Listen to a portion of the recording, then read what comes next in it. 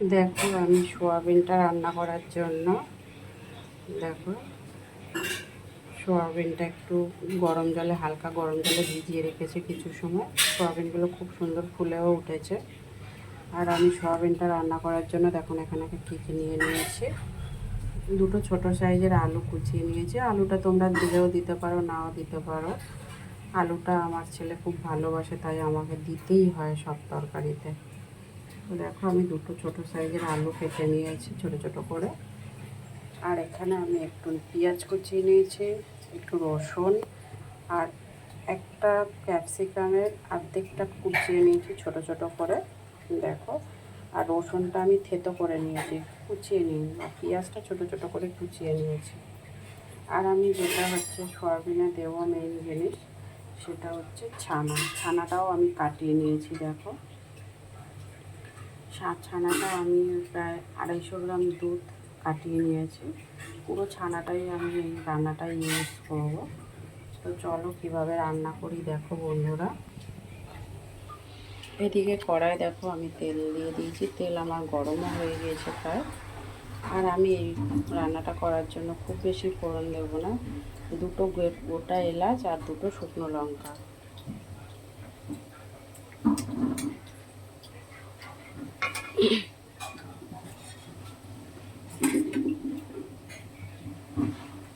তো আমি দেখো সবার প্রথমে আলুটা ভেজে নেব।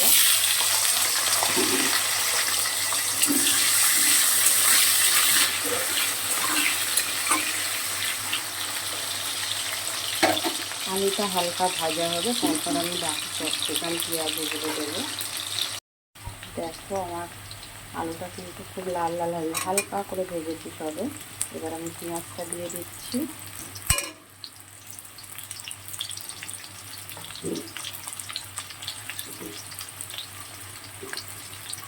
পেঁয়াজ আর রসুনটাই দিয়ে দিলাম।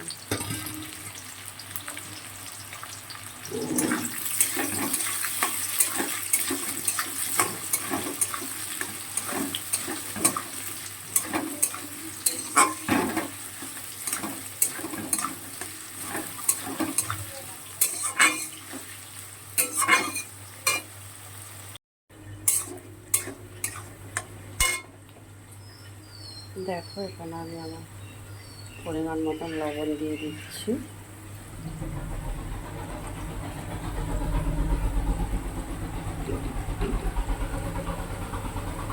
এক চা চামচ ভর্তি করে পুরো আদা বাটা দিলাম।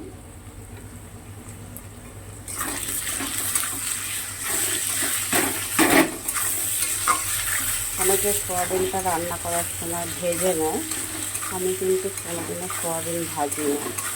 আমার মনে হয় কি সোয়াবিনটা ভাজবে না একটা কেমন যেন লাগে, কিন্তু সোয়াবিনটা আমি ভাজি না।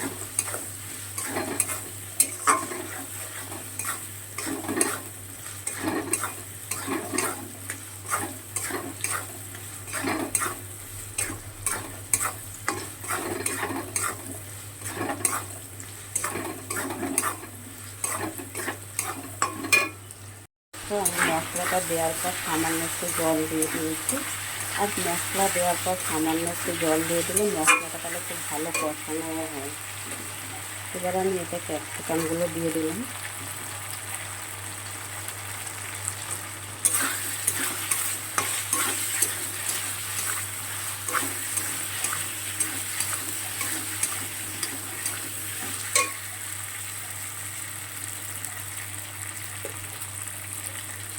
হলুদ দিয়ে দিচ্ছি সামান্য একটু, হলুদের পরিমাণটা একটু কমই দেবো।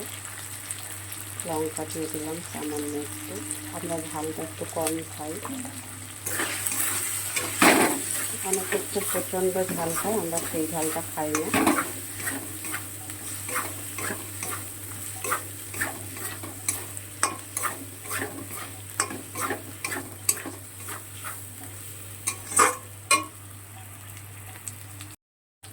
এবারে আমি সোয়াবিনটা দিয়ে দেবো।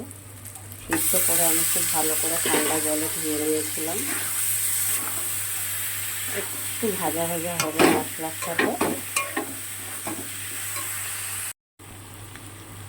দেখো এবার আমি ছানা যেটা কাটিয়ে রেখেছিলাম সেই ছানাটা দিয়ে দিলাম।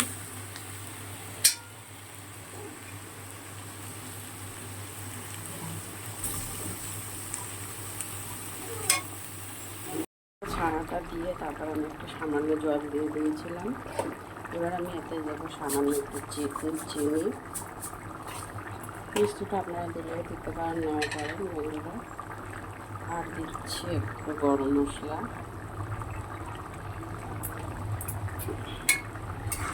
আর একটু হবে, তারপর আমি নামিয়ে নেব এটা।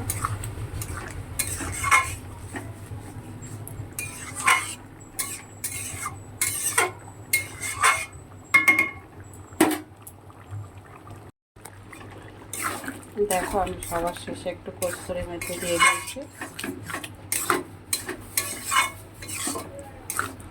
দেখো আমার বেশি কিন্তু ঝোল রাখিনি, অল্প গামাখা গামাখা ঝোল রেখেছি। এবার আমি নামিয়ে নেব।